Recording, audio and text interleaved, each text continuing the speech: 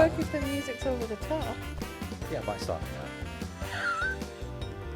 I love being a novice podcaster. I make all the mistakes and I don't care. Novice. You're sat next to an expert.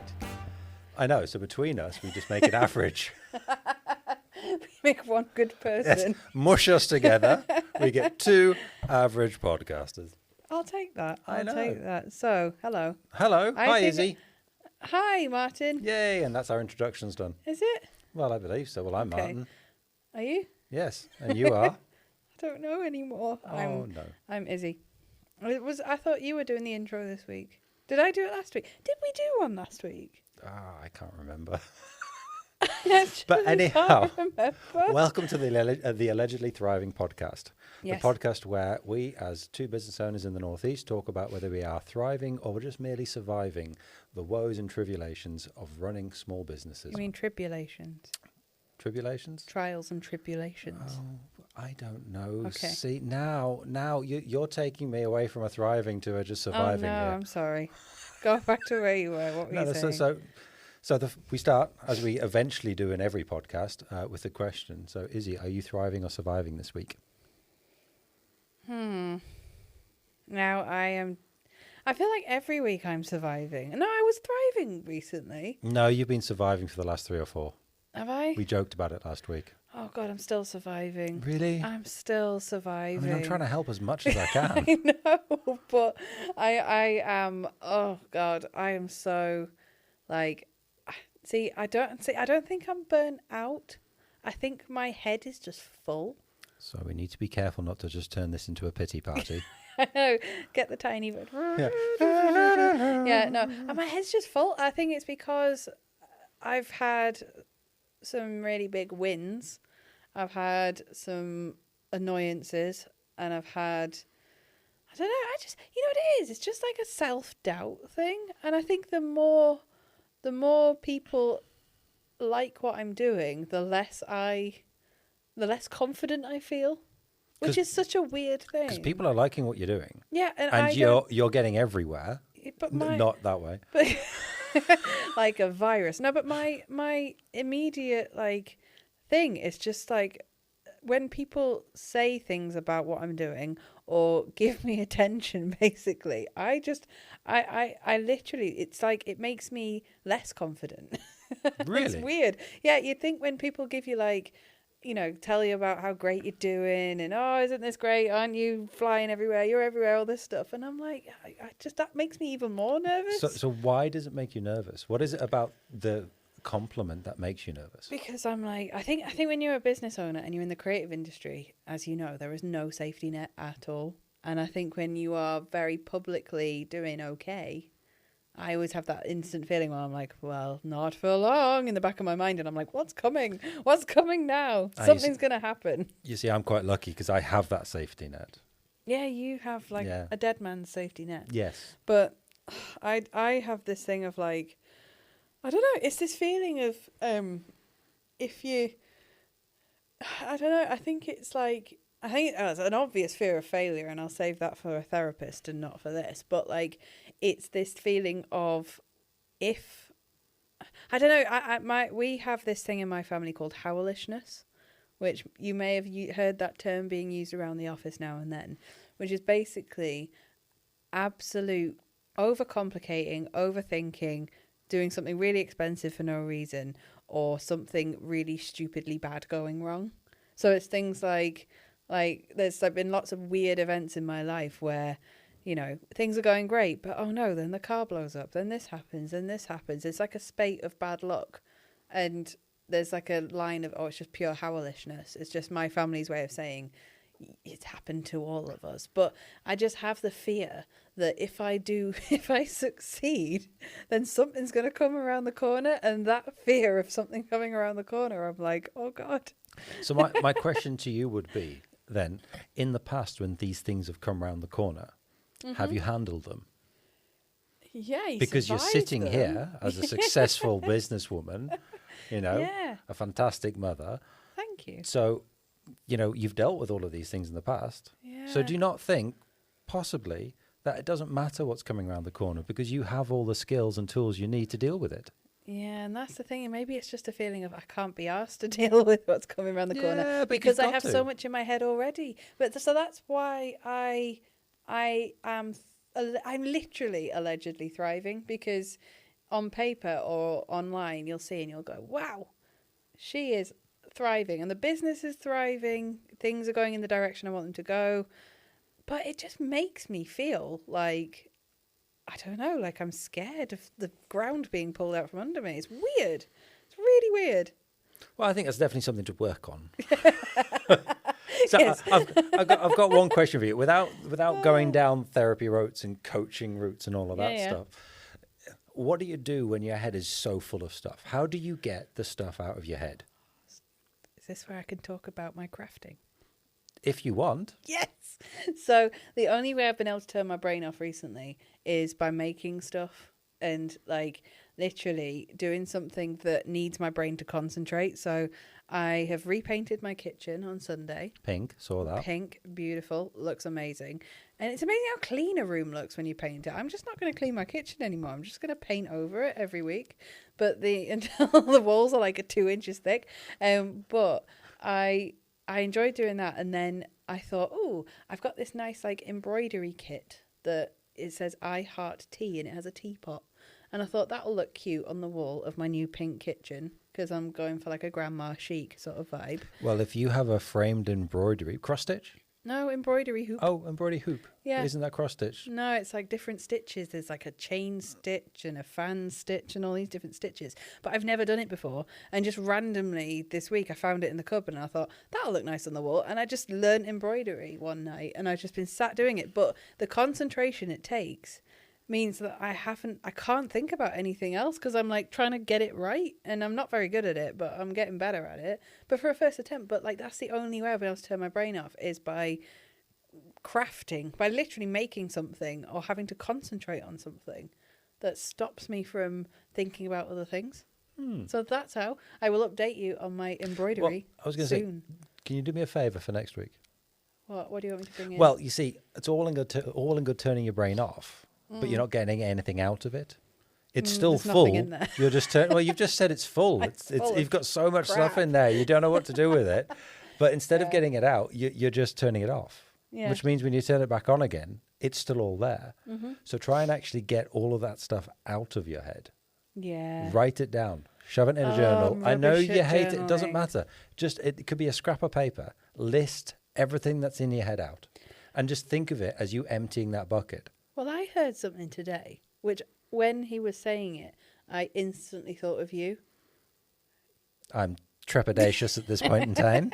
Because there was a friend of ours of the business that came in earlier, and he's like me. He's a parent to a young kid, and like we were chatting and stuff, and like we were talking about this thing about like getting all the stuff out of your head. And what he does, which blew my mind, and it's something I might try, is he has a transcription app on his phone. And whenever he's driving anywhere, he doesn't listen to music. He doesn't listen to things. He talks. And he just talks while he's driving. And then the transcription app listens to every single thing he's saying. And then he puts it in an AI and says, using that gobbledygook from the last half an hour, tell me what I need to do now. And he said, driving is a time where you don't actually do anything other than obviously look at where you're going and drive. And he was saying he uses that time to just verbally just bleh, and just things just come out. And then by the time the journey's over, he feels like he's said everything he needs to say, got everything out. And then he's got like a thing at the end of it. And I was like, that is amazing, because I'm in the car all the time. So do that tonight, because technically you're off from today. Yes. Right? Until next Tuesday. Yes. Which is amazing. That's like 5 days off. Oh. So go into those 5 days with an empty brain and just blurt it all out when you drive home. That's why I'm doing a very, very, very long day today. Like I'm just getting everything done and out the door, because then I know I can literally relax. If I don't get everything done and I'm carrying it all to next week, I'll just feel like, ugh. But yeah, so I will be thriving next week. I guarantee it. That's the attitude I like to hear. It will be. Well done. It will be. And are you? What about you? Please bring this tone up a little bit. Well, I've been thriving for weeks, haven't I? So yeah. Please be surviving. Well, I'm thriving because of a positive mindset. I would say business-wise, I'm still speculating. So, you know, paid work is still light, but I am meeting lots of people. And I'm refining my kind of onboarding process and all of that, which is quite interesting. I had a very, very interesting tour around a cancer research lab this week. That sounded amazing. It was really cool. Yeah. Like freezes at minus 152 degrees. And like I was looking through microscopes, seeing how they figure out that these little vials of 30 million cells are viable and stuff like that. God, that is insane. 2026, they still do it by just looking through a microscope and somebody with a clicker manually counting the number of cells in the field of view. Can you imagine training to be in that kind of level of science for years and years and years just to be the one who's counting dots with the clicker? I think you have to be good at doing things like that to be able to do that job. But because it's so much of it is repetition. Yeah. Because that's why I just bombed out when I went and did physics at university, because the scientific experiments were just so boring. I spent 5 hours in a lab rotating an oscilloscope dial by one tiny notch and waiting a couple of minutes and then seeing what the result was and then doing it again. Oh, God. No, I couldn't. I mean, I was traumatized by it. I didn't do any other experiments. I did that one, and it stayed with me for 25 years. That's like a method of torture. Yes. Like my cousin is an environmental scientist, and when he was studying at uni, it was during the lockdown, so he was like trapped in his halls. So he was delivered 3 kilos of soil to his dormitory, and he literally just had to test 3 different types of soil in his bedroom for about like a week. And I remember him messaging us going, I've literally just been sent 3 bags of dirt and that's it. And I was like, that's an interesting life to have. My old manager at my work a long time ago had a degree in environmental management that he had never used and just became a middle manager in a corporate role. But for his dissertation or something, he had to go out and do field work. And part of the field work was just throwing a 1 meter square randomly on some land where they were, some wild land, and then delicately counting everything that was in there. Oh my God. Every kind of flora and fauna and all of that. Oh, no. You just fling it into a field and then spend 4 hours on your hands and knees going, oh, no, ant, get out of the quadrant. You weren't here to start with. I like repetitive tasks. I get excited by repetitive tasks, but not ones that are like soul-crushingly dull. What kind of repetitive task isn't soul-crushingly dull? Like something like crocheting is repetitive. Oh, okay, that's fair. Knitting is repetitive. I like the sort of like, I love filling in forms. Sorry, I am going to scoff here. Any particular kind of forms? Like ones you have to handwrite. Like, do you remember doing the census? And they'd send the documents in the post, and it'd be like that little purple booklet that obviously don't do anymore, and it'd have like those little squares where you had to put each letter like a block capital. I used to love that. See, I love large-scale bureaucracy like that, like Sensei and stuff like that, because it just highlights the wonderfulness of the British citizenship and just British people in general. Now because the last census they did, after the last census, there were enough people that jokingly went, I identify as a Jedi, that it's now an official thing. You know, like people will say, yes, I can be Jedi. Finally, my plan worked. Exactly. You know, it's like when they created that Antarctic ice crush or ice research vessel and they put it out to the public. Boatface? Yes, exactly. The British public overwhelmingly voted Boaty McBoatface, and then they didn't keep it, and I think they should have, because I think it's wonderful. Because honestly, I think we are the only country in the world where that would happen with a bit of a sense of humour. I mean, can you imagine? It wouldn't happen in Germany. Oh, no, maybe. Nah, they'd be too serious. Wouldn't happen in America. Oh, it would be insulting in America. It'd be like the freedom bird. Oh yeah. It'd be like the USS Golden Eagle. Yeah, something like that. Like freedom. Oh, to be fair, look at the whole war in Iraq in the name of that thing. I would not be surprised if there is a Navy frigate of some sort produced in the next couple of years called the USS Epic Fury. Yeah. Top Gun. Yeah. No, it's Rain true. of Fire. British people do have a sense of humour. And I think we have to, because we're so self-deprecating as individuals that like we just take the piss out of ourselves all the time. I can't remember who I was working. It was when I was living with a Spanish roommate when I first moved to Newcastle, who didn't really speak much English, but she could not wrap her head around the fact that I'd just take the piss out of myself all the time. she was kind of like, why are you being so mean To yourself. to myself? And I'd be like, well, that's just what we do. Yeah. Why? That's maybe why I'm permanently like sad, because I'm just like, oh, I'm bullying myself because I'm British. Oh, but it's so true. I mean, my closest group of friends that I still speak to now from my years and years of working in corporate roles are just a small group of lads that I work with, and we are awful to each other. Yeah. Like genuinely horrible to each other. Yeah, I mean, me and Dad are just One of them put on the group chat the other day that he was finally getting married. Just said, "Oh, I'm getting married on Saturday." Nice. And one of them came back saying, "Who to?" Oh. So he replied saying, "Your mum." Oh no. At which point the other guy replied saying, "Oh, I thought she was looking fancy." Is it like year 9 that you're in at Yes. the minute?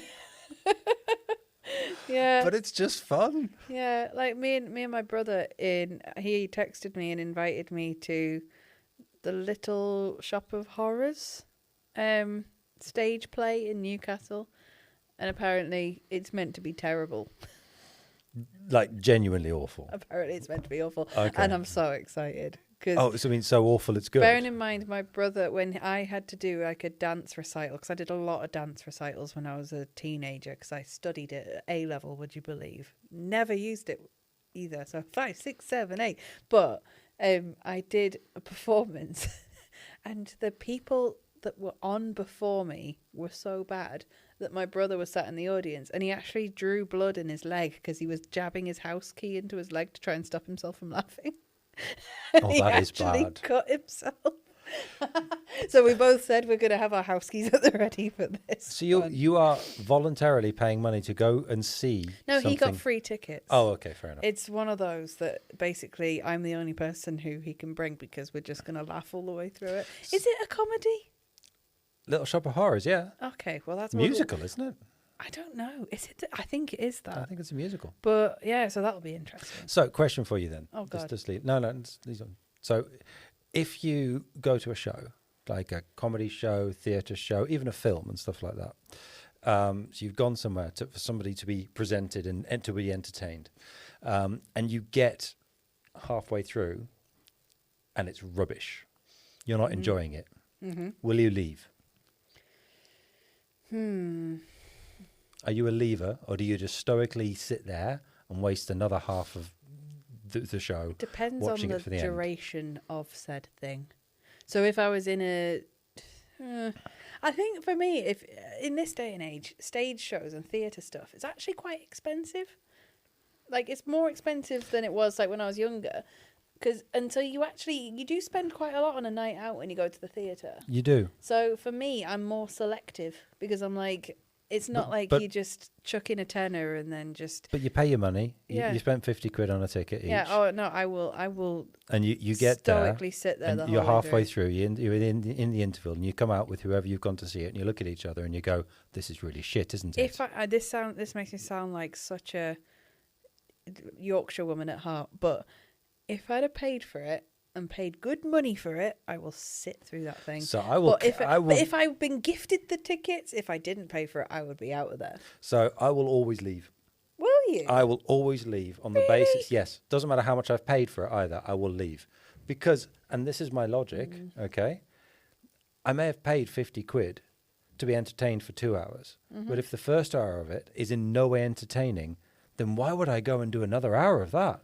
I may as well just go and enjoy my life for an hour somewhere else. Because I'm not getting anything else. I'm not going to get that time back. What you're doing is you're actually giving them more time to be bored. I mean, I think I'm the kind of person who, like my dad is the kind of person who will watch any sport because he just likes the fact that you're seeing people who are elite in their field doing something, and that's quite fun to watch. So it's like, if you could put on like elite tiddlywinks or something on for him and he would watch the whole thing. And I'm kind of similar when it comes to performances in the sense that because I've worked in production, I've worked in events, I've worked in like big audience stuff, is that I find interesting things that isn't just the story. So I will stick around to see how they've done stuff, or like just be part of the atmosphere. And like I quite like all of the additional stuff around the actual show itself. Like I love watching. I went to see the Book of Mormon in 2022, fell asleep halfway through it, and it was because I was pregnant with Esme, and I was exhausted, and I didn't know at the time. I just thought I was really tired. But I was sat behind the spotlight lighting guy on the rig at the top in the balcony, and I literally spent most of the time watching him and not the show. So I was so interested in what he was doing. So actually, I mean, if a show was really boring, I'd find something else to entertain me. But yeah, I don't think I've ever left. Have you ever left a film in a cinema? No, but I have been at films where people have left and I have stuck it out. Which is one that you remember? Avatar. Really? Yep. I've never seen it. So Avatar, beautifully produced, absolutely beautiful film, entirely gash dialogue. I know, because it's all about the visuals, It's isn't it? so bad. The bit that got me was I was about an hour in, and there's a bit where one of the characters, they're having this little scene, and I think they kind of lifted a leaf with rainwater and poured it in, and it was the cheesiest thing. It was the nail. That was it. Straw that broke the camel's back. I just got up and left. I was just like, no, I'm not wasting any more of my time with this. And what I didn't get was that there were so many people were going. I mean, there were people who were so obsessed with Avatar they wanted to go there. You know, there's this cult following of Avatar, and it's really not that good a film. I mean, it's kind of aged now, hasn't it? But I mean, the ones that I remember people leaving were weirdly La La Land, which I haven't seen it. I mean, it's a long ass film, and if you're not into jazz, I'm not into jazz. Is that a musical as well? Yeah, it's a musical, and it's basically Ryan Gosling playing a lot of jazz. And Emma Stone dancing a lot. And people left during that, which I was quite surprised at because everyone loves that film. The other one was The Golden Compass. Ugh, hated that. Good book. Wouldn't watch the film. So one of the worst films I've seen, I was strapped in because it was in COVID time and we were in a drive-through, so I couldn't drive away. So I was forced to watch The Whole of A Star Is Born with Bradley Cooper and Lady Gaga. I like that film. It was so boring. It's a good... Lady Gaga's good in it. It was terrible. What's the worst film you've ever seen? Oh. But like thinking it was going to be good and people liked it and you just hated it with an undying passion. I don't think I've hated anything with an undying passion. I've been completely nonplussed by it. Probably Avatar because I walked out of it. I think for me it was Burlesque. Remember when that film was No. on? That was 2009, 2010. I was on the plane to New York in 2011. And I was watching it thinking, this is going to be amazing. I've heard loads of good reviews. Nothing happens. Like the entire film. Nothing happens. Christina Aguilera does a thing. And Cher does a thing. But that was A Star Is Born. It was Nothing really happens. obvious what was going to happen. And it was just, oh. I mean, spoiler alert for what I'm going to say bored. if there are listeners out there. It's that, in A Star Is Born, when it implies that Bradley Cooper has killed himself. Yeah. Because I hadn't seen it before. When I first watched it, I wasn't really paying attention. And I thought the sequence was, because it was like the dog following him to the garage. I thought he was going to kill the dog. I was What's he got against the dog? I was like, why is he getting a belt and going into the garage? And why is he taking the dog with him? What's the dog done? And then I realised that I was like... I'm just going to take a belt and the dog to the garage. What's he doing with the dog? And then it got He's going to strap the dog down. then it cuts to the next scene and it's like he's obviously dead because there's like sirens and stuff. And I was like going, what happened to the dog? And then obviously I realised, and then when I realised that it was him that obviously that had happened, I rewound it and was like, oh, okay. That's what happened. Because when you watch it, it looks like he's leading the dog to the garage. Oh, God. See, I've got a secret. I've got a secret joy of really bad films. Like B-movie type stuff. Oh, I have the best two for you to watch. Have you? That actually changed my life. Go on then. One is called Copper Wind. Copper Wind, which the director... Sorry, is that as in C-O-P space A no. wind? Copper, C-O-P-P-E-R, okay. Wind, which has the line, "Ride the fire." And also, it was directed by the name of the director and God. It's on Prime. Me and my cousin watched it and had the funniest night of our lives. We both stand by the fact it was the best night ever. The second one, Titanic 2. Oh, good Lord. Have you seen that? No. Because guess what happens on Titanic 2? They raise it and it sinks again? No, it sinks again. Hey? It sinks again. Oh. But they have to lift it first. No. They got a new boat called Titanic 2. Oh, I see. And everyone's walking on the ship going, it won't happen again. And then they hit an iceberg and it happens again. That's brilliant. It's not even a comedy. I mean, to be fair, they could have kept going. They could be on Titanic 14 now. It's just funny. Oh, the last 13. No, 14 times is never going to happen. Full of people going, they've really fixed the issues since last time. How has that not become a B movie? You know what I mean? Oh, you're going to have to come in. Oh, look, it's John.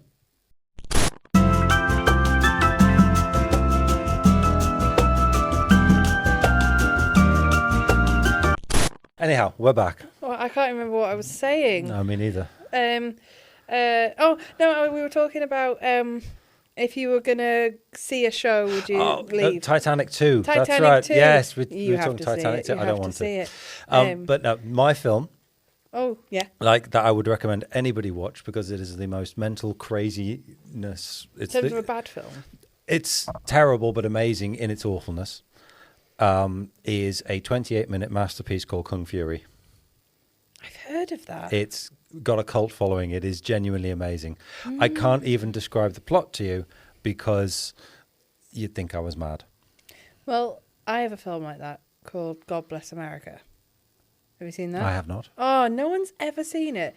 But it is such a good film. But it's only good if you have the darkest sense of humour ever. I will have to try this film. it's I don't know if it's aged well. It's I mean, I can tell you about it. No, I think these films need watched. You need to watch it for the context. You need to watch God Bless America. It was one of the films that when I was like a really emo, cynical teenager, I enjoyed watching it because it was dark and it was bad but funny, but yeah, and I think it's weirdly stuck with me as one of my favourite films. See, one of my favourite sci-fi films is a film called Dark City, which is not very well known. I've heard of that as well. But Dark City is a really good film. Yeah. It's very gritty. What's your favourite film of all time? Oh, I don't think I can actually have one. Because I have a top 3. Is Back to the Future in one of them? No. Oh, okay. It's my favourite one of my favourite trilogies. Okay. I think I vacillate between many different films, so I don't think I can actually just have one. I have one. I will always go back and watch the Matrix trilogy because I have great memories. I like that. I think it's a great film. It was, quite iconic of the time. Never seen it. It's a good film. My favourite film of all time, and has been my favourite film now for 21 years, is brain fart. Your favourite film of 21 years? No, The Producers from 2005. But oh my god, what's the name of the guy? I don't know. The bloke who blooming wrote it and did it? I don't know. Anyway, so it's The Producers with Nathan Lane and him from, oh my god, what's wrong with me? Him from Ferris Bueller's Day Off? Yeah, what's his name? No idea. Guy who plays Simba in The Lion King. I don't know, I've never seen it. Oh my god, what's happened to my brain? Basically, The Producers, Uma Thurman, Nathan Lane, that other guy. It's the best film ever. I know all the words. Okay. It's a musical. Have you seen it? No, it's a musical. But I don't do musicals. if I said it was a musical about Hitler, I still get bored by it. but it's a comedy. I still get bored by it. Right. But I'm limited to one musical, Rocky Horror Picture Show. Oh, no. Oh, I've dressed up for one of those shows before. Which Heels, you went as Dr. fishnets. Frankenfurter. the full shebang, corset, makeup. How did that make you feel? Did you feel at home? I didn't mind. The hardest thing was walking in heels, well, finding heels in my size, and then walking from the car park in Sunderland to the theatre. What? Because of everyone coming after you, No, wanting your number? No, because I'm not used to heels. Yeah, no, I'm not either. But if you give me a film to watch, and I'll give you a film to watch. Matrix. The Producers. Okay. And and eventually I'll remember the guy who did it, and it's absolutely going to kill me. You see, at 45 years old, I've seen so many films now that I forget lots, and then I will occasionally just remember one. I'll be like, oh my God, that's amazing. Yeah. So one that I will always like to go back to is a silly one. It's Airplane. I still think Airplane is a fantastic film. Oh my God. Because Let's take some pictures. Because every time I watch it, I see another gag that I just didn't get the first time. I just want to say good luck. We're all counting on you. Yeah. I literally know it off by heart. Like, I know the whole film off by heart. You know? It's got Shirley, you can't be serious. Don't call me Shirley. Yes. How will I navigate all those complex instruments? I love it. It looks like I picked the wrong day to quit meth. Did he have the steak? Did you have steak or fish? I had lasagna. I love it. It's the best thing. Oh, for me, I've always loved. First of all, my drinking problem was back again. And he just pours it over himself. It's brilliant. Oh my God! Every single, but like this, because there's a outside the studio. There's a sign that says "just for loading and unloading," and every time I see it, I go, "The red zone is for loading." And the white zone is for unloading. No, you bitch. See, I do love that kind of film. It's like, I think a couple of years ago, we rewatched, over Christmas, I rewatched a couple of the Austin Powers films because I hadn't seen them for a few years. And they were great. I still laughed out loud at the 3-point turn gag. Never seen it. Oh, it's bad but brilliant. Yeah, what's one that I like Wayne's World. I can look back and watch Wayne's World and just really enjoy it. Oh, see, what's your comfort film? Because I have a lot of comfort films. Again, that you'll watch, and it doesn't matter how many times you watch it, you'll just watch it on a loop. I don't really have a comfort film. Oh, I have so many. I probably have more a comfort series. Oh, I have a comfort series. So I'd watch Scrubs a lot. Yeah. And then more recently, although not that recent, it's Brooklyn Nine-Nine. Okay, Brooklyn Nine-Nine, one of the best TV shows out there. Oh, yeah. I mean, Schitt's Creek is probably my comfort one. And comfort film-wise, it's got to be Pirates of the Caribbean, Lord of the Rings, Titanic, which isn't really much of a comfort one because you see people dying, but it's comforting. And yeah, I have and Twilight. Oh, Twilight. Oh, really? Oh, little glittery film, skin man. Guilty pleasure. Takes me back to being like 14 and just like thinking that's a healthy relationship. Me and the ex-wife years ago did quite enjoy watching True Blood. No, I've never seen that. I wasn't really into the vampire world. I was just into Twilight, which, you know, if you want to know why Esme's called Esme. I assume there's a character in there called Esme. Yes. Okay. So people ask me, why did you call her Esme? And I always go, oh, it's just a lovely name that I like. It's actually because I was watching Twilight while I was pregnant with her. Thought, that's a nice name. Stranger things have happened. Exactly. It's all fine. Exactly. So what else are we talking about? I'm not sure. We're probably getting towards the end, actually, because I can't remember. I mean, I don't know how long it's been recording and stuff like that. I don't know. I mean, a Macam spanner was thrown into the works. It was, which, I'll have to cut out, which means this bit won't make sense. I'll have to cut this bit out as well, although I'll probably It'll not. Never end. To context. Yeah, and so I have a question for you. Yes. If you're friends, if you have any, we're going to give you an award. What would the award be for? Most pedantic man in the world. Okay. In the world? I am quite pedantic. I mean, maybe not Chris level pedantic, but close. You're like second in command on the pedantic express. I'll sit there on the evening time and there'll be TV on and I'll just comment. I'll just sit there and go, well, that wouldn't work. I bet your wife loves that. Mm-hmm. She laughs at it. No, she doesn't. But she tolerates. You just zone it out after a while. Yeah, that's exactly what it is. She just zones me out. But I can't stop myself. I just, I'll leave I'll even, if I'm in a particularly fractious mood, I'll be sitting there just kind of doing a crossword or something with TV on in the background, and they'll say something grammatically wrong, and I'll just correct it.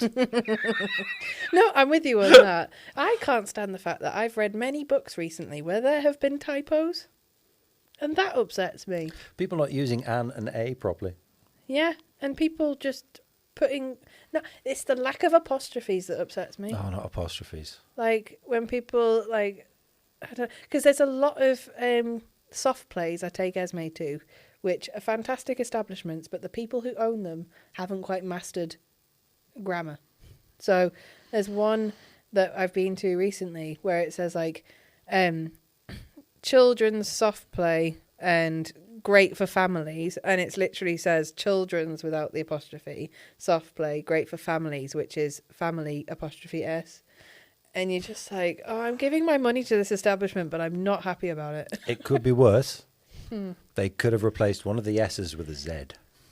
Oh no, every single thing has got a different, like Crazy Kingdoms, 2Ks, like they've all got silly names, but yeah. No, so yeah, I had a question. I'm going to save it for next week. So, but hang on. What about you? If your friends, if you have any, would give you. See, it's done it. They're all in my head anyway. Yeah, get them on paper. Shut up, Sarah.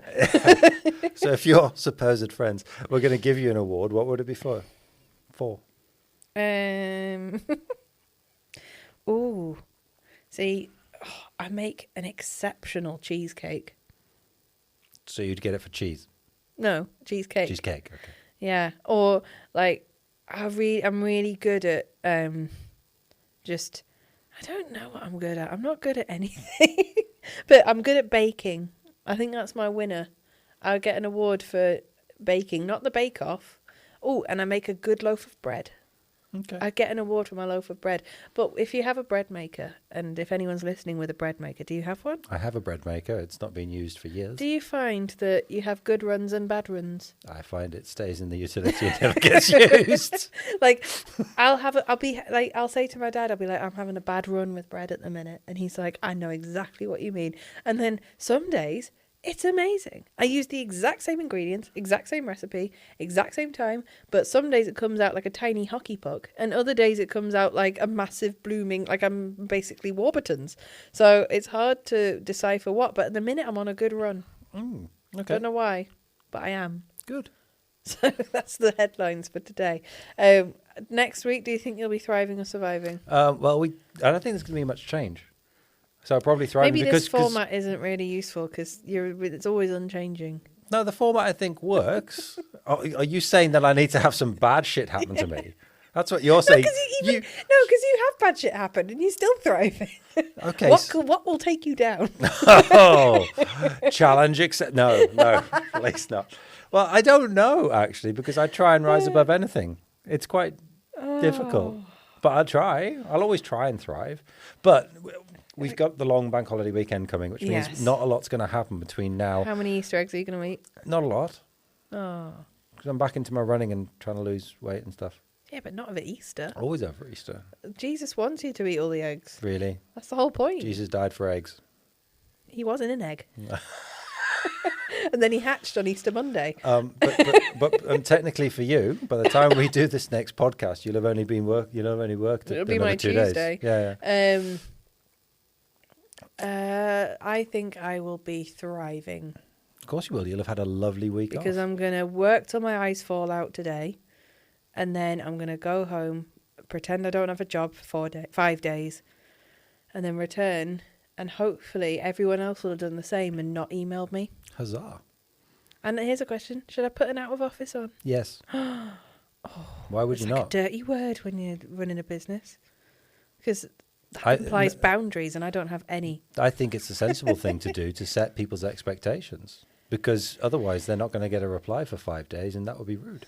Yeah, that's true. Although this is the woman who always has 15 unopened conversations on WhatsApp. I'm down to 5. Oh, well done. And if I'm honest, I'm just hoping that everyone in the world decides to do the same thing and just not contact me for 5 days. Shall I not message you for 5 days? No, you can. But like people who expect things of me to just all go off and have a nice holiday and don't talk to me until Tuesday. if you're listening. Well, You know who you are. Hang on. This is episode 8, so this is going to get released in... Like Christmas? Christmas? Yeah.